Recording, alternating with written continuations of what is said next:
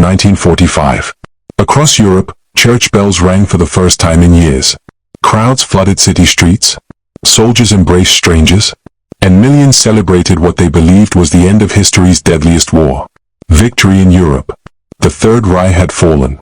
Adolf Hitler was dead. Berlin lay in ruins. For the United States, Britain, France, and the Soviet Union, it was a day of triumph. But while civilians celebrated, another story was unfolding just beyond the headlines. A story involving millions of defeated German soldiers, men who only days earlier had fought with everything they had, now standing in endless lines, unarmed, exhausted, waiting to discover what kind of future, if any, still awaited them. For these men, the war wasn't over. It had simply changed. Imagine wearing the same muddy uniform you had worn for months, sleeping in foxholes, watching friends disappear one by one, marching across a collapsing front where every road led backward. Then suddenly, someone tells you, it's over. No more gunfire. No more orders. No more Germany as you knew it. Only surrender. Many German soldiers couldn't believe it. Some refused to accept the news. Others simply dropped their weapons and sat silently beside the road. For years they had been told the German army was unbeatable, that surrender meant dishonor. Yet now, entire divisions were laying down their rifles without firing another shot. The scale of Germany's collapse shocked even the Allied commanders. Instead of hundreds of thousands of prisoners, they suddenly faced millions. Every highway, every village, every open field became crowded with columns of German troops walking toward Allied lines. Some arrived in perfect military formation. Others looked like refugees. Many carried only blankets. Others dragged wounded comrades on makeshift carts. Few knew where they were going. American soldiers had expected fierce resistance until the very end. Instead, they found something entirely different. Hungry teenagers, middle-aged reservists, veterans missing boots, officers who no longer gave commands. Entire units surrendered without a fight. Some American soldiers later admitted they almost felt sorry for them, because these men no longer looked like the powerful army that had conquered Europe just a few years earlier. They looked defeated, completely, but surrender created a problem no military planner had fully anticipated. How do you imprison millions of enemy soldiers? Almost overnight? The answer: you build camps. Fast. Very fast. Across Western Germany, American forces transformed open farmland into enormous temporary prison compounds. No barracks. No permanent buildings. Often, nothing more than barbed wire stretched across muddy fields.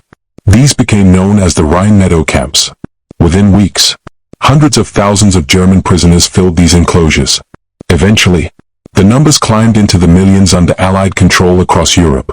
Never before had the United States handled prisoners on such an unprecedented scale. From the air, the camps looked endless. Rows of tiny figures packed together inside wire fences. No roofs. Very little shelter. Just people. As far as the eye could see. The weather quickly became another enemy. Cold spring rain soaked uniforms already worn thin by years of war. At night, temperatures dropped sharply. Many prisoners dug shallow holes in the ground. Others covered themselves with blankets that offered little protection.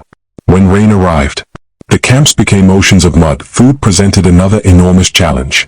Europe itself was starving. Railroads had been destroyed. Bridges were gone. Entire cities depended on emergency relief. The Allied armies had to feed their own soldiers, liberate concentration camps, care for displaced civilians, and now, provide food for millions of surrendered Germans.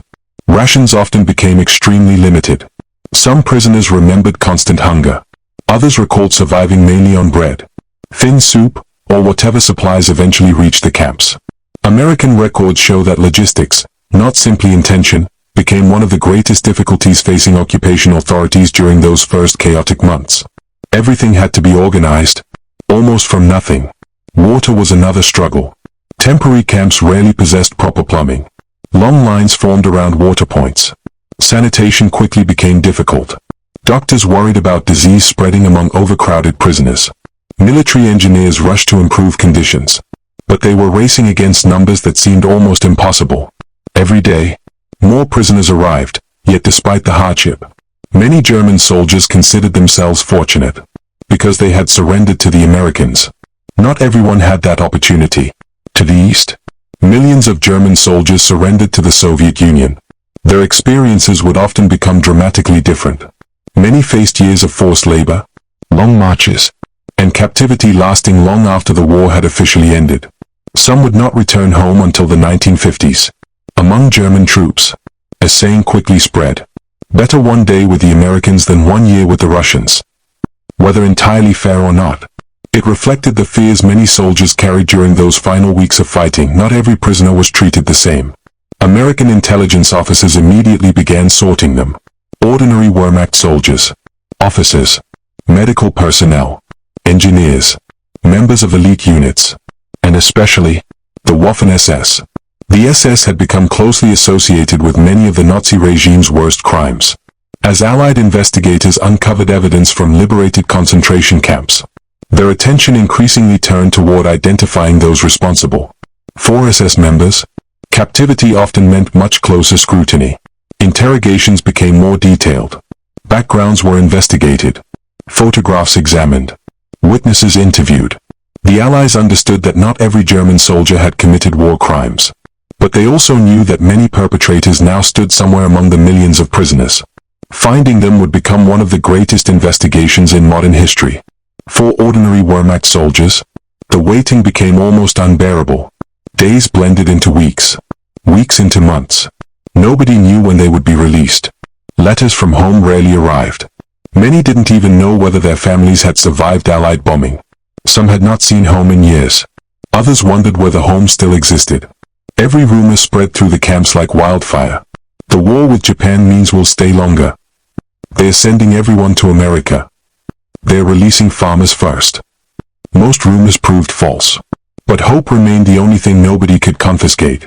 American guards observed something unexpected. Once the fighting ended, many German prisoners simply wanted normal life again. They shaved. They repaired torn uniforms. They organized soccer games. Some even created makeshift orchestras using homemade instruments. Others held religious services inside the camps. Human beings, even behind barbed wire, found ways to rebuild routine. Because routine meant survival. For American soldiers guarding the camps, the experience could also be confusing. Only weeks earlier, these same prisoners had been the enemy. Now, many looked frightened rather than dangerous.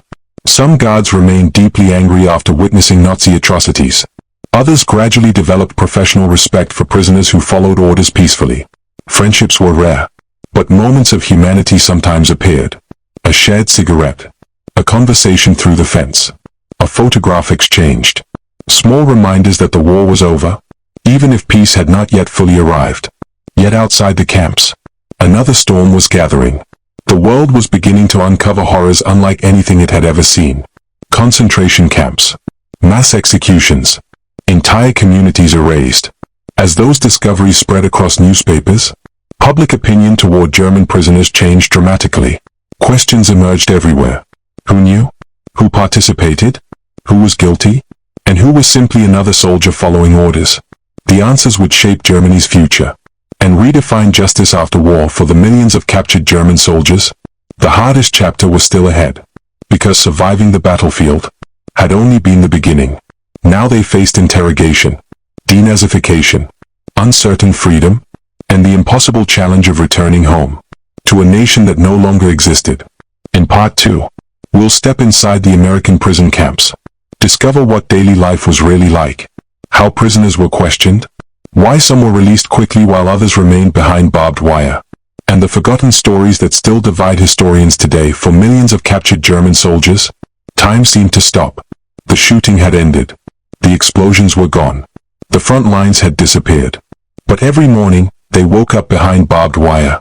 Still prisoners. Still waiting. Still wondering if freedom would ever come. For many, the uncertainty became harder to endure than the fighting itself. As weeks turned into months, the enormous American prison camps slowly became organized communities. Military engineers improved drainage. Water systems expanded. Field kitchens became more efficient. Medical teams worked to control outbreaks of disease. Conditions varied greatly from one camp to another, and the early weeks were often the most difficult because the Allied armies had captured far more prisoners than anyone had expected.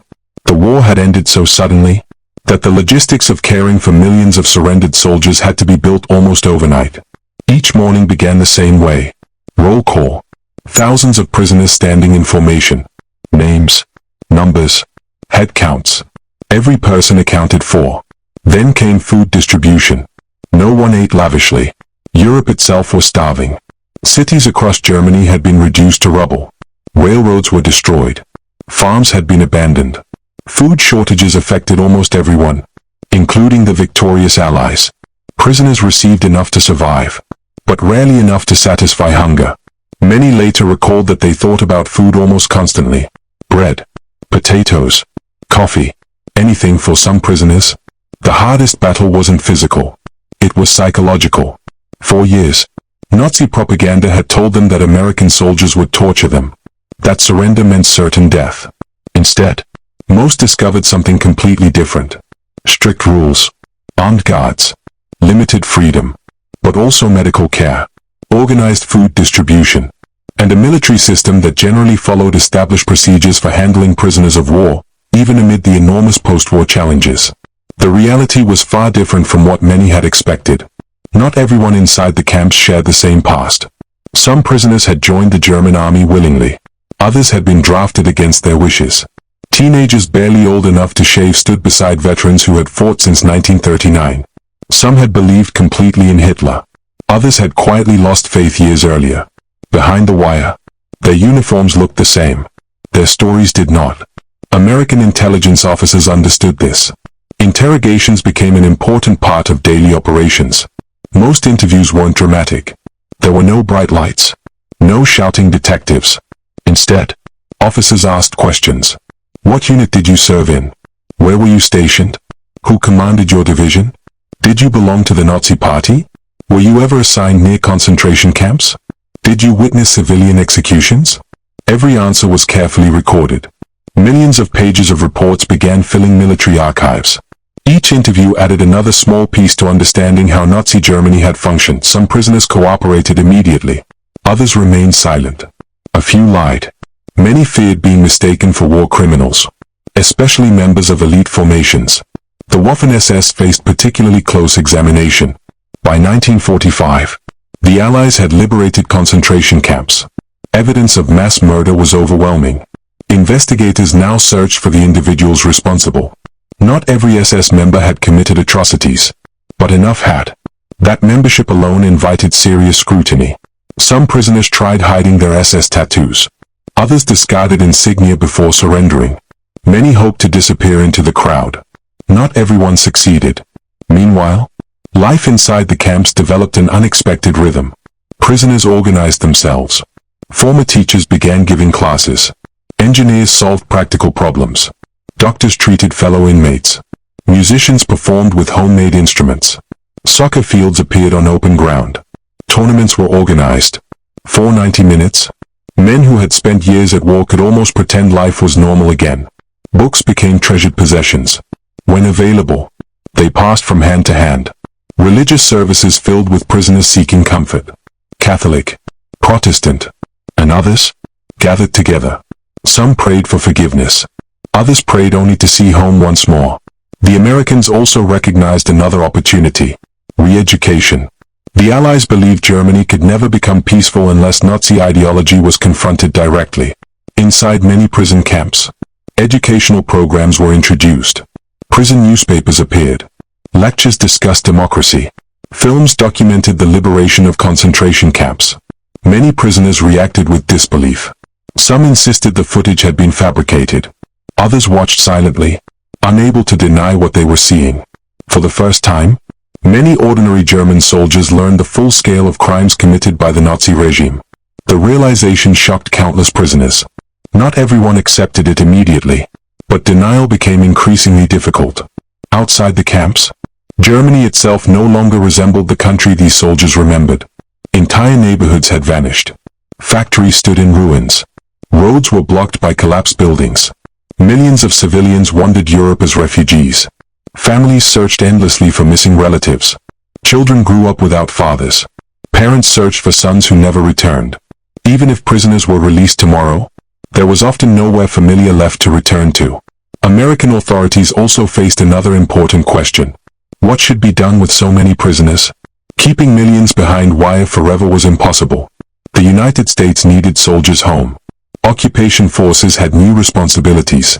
The war against Japan continued until August 1945. Resources remained stretched across the globe. Gradually, officials developed a plan. Prisoners would be screened, investigated, categorized. Those believed to present little security risk could eventually be released. Others, especially suspected war criminals, would remain in custody. Some German prisoners were transferred to camps outside Europe. Hundreds of thousands had already spent part of the war in the United States after being captured in North Africa or later campaigns. Many worked on farms, harvested crops, or helped ease labor shortages while American workers served overseas. Ironically, some German prisoners later described their years in America as surprisingly positive. They earned small wages, received adequate food, and encountered ordinary American families for the first time.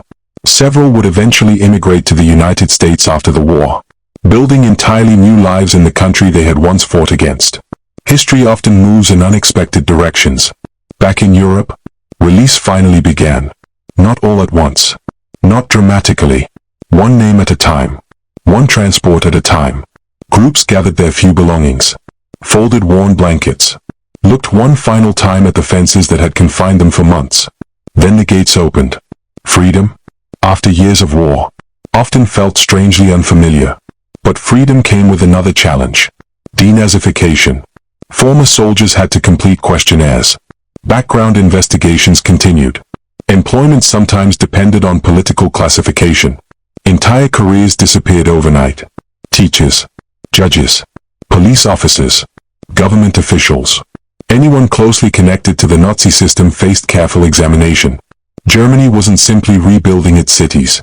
It was rebuilding its identity. For returning soldiers, the emotional reunion they had imagined often proved impossible. Some found destroyed homes. Others discovered their families had fled. Many learned parents, wives, or children had died during bombing raids or combat. Thousands searched refugee lists for months. Some searched for years. The greatest victory, simply surviving, could not erase overwhelming loss. American occupation troops watched a defeated nation slowly begin again. Children cleared bricks from streets. Women rebuilt neighborhoods. Factories reopened. Schools resumed. Little by little, Germany emerged from catastrophe. Many former prisoners became part of that rebuilding effort. They laid railroad tracks, repaired bridges, constructed homes, worked farms. The same hands that had once carried rifles now carried bricks, yet one question refused to disappear. Could these former soldiers simply return to ordinary life? Or should they forever be judged by the uniform they once wore? It became one of the defining moral questions of the 20th century. Because among millions of captured men, some had committed terrible crimes. Many had not. Separating guilt from circumstance, responsibility from obedience, would challenge historians, investigators, and entire nations for decades. The story of Germany's captured soldiers was never simply about prison camps. It was about justice, memory, responsibility, and what happens after one of history's greatest wars finally ends. But one final chapter remained. Because years later, many of these former prisoners would tell their stories, some with regret, some with shame, some with silence, and their memories would continue shaping how the world understands World War II. For many German prisoners, walking through the camp gates wasn't the end of their journey. It was the beginning of another, a journey into a country they barely recognized. The Germany they had left behind no longer existed. Cities that once bustled with life had become fields of broken concrete. Train stations were piles of twisted steel. Factories were silent. Churches stood roofless. Entire neighborhoods had vanished beneath mountains of rubble. The war had ended, but peace looked nothing like victory. As former prisoners made their way home, many traveled on foot. Gasoline was scarce. Railroads were damaged. Bridges had been blown apart. Some walked hundreds of miles across a shattered landscape. Every village they passed told the same story. Collapsed homes, burnt-out vehicles, families living in basements because nothing else remained, children searching through ruins for anything useful. The war had spared almost no one. Then came the hardest moment of all, knocking on the front door. if there was still a front door. Some families burst into tears the moment they recognized the man standing outside. They had believed he was dead. Months had passed without letters. Years without seeing his face. For those families, it felt like a miracle. But not every reunion ended that way.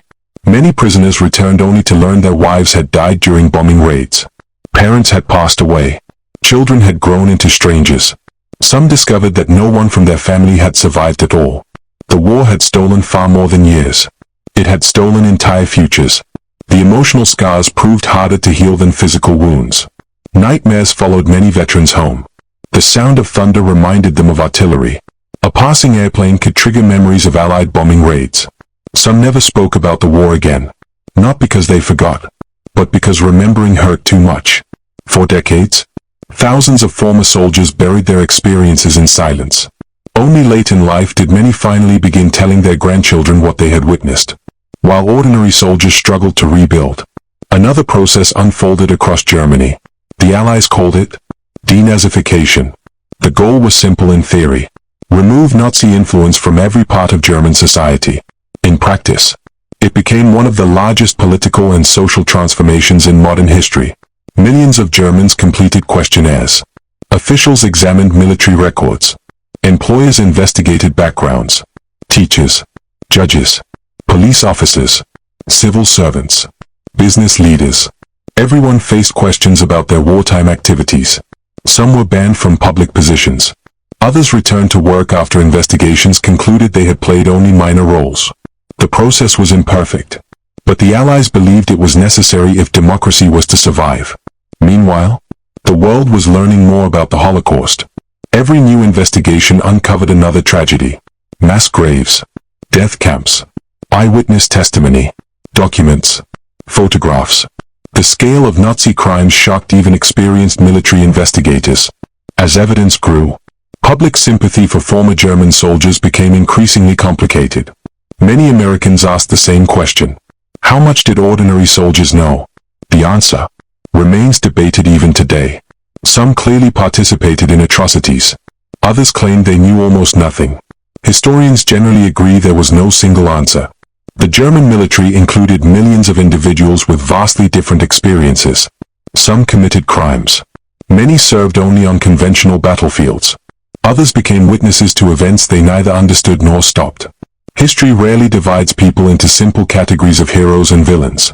One group, however, faced a much darker future. The German soldiers captured by the Soviet Union. Unlike many prisoners held by the Western Allies, large numbers remained in captivity for years after the war. They labored in mines, factories, construction projects, and remote prison camps.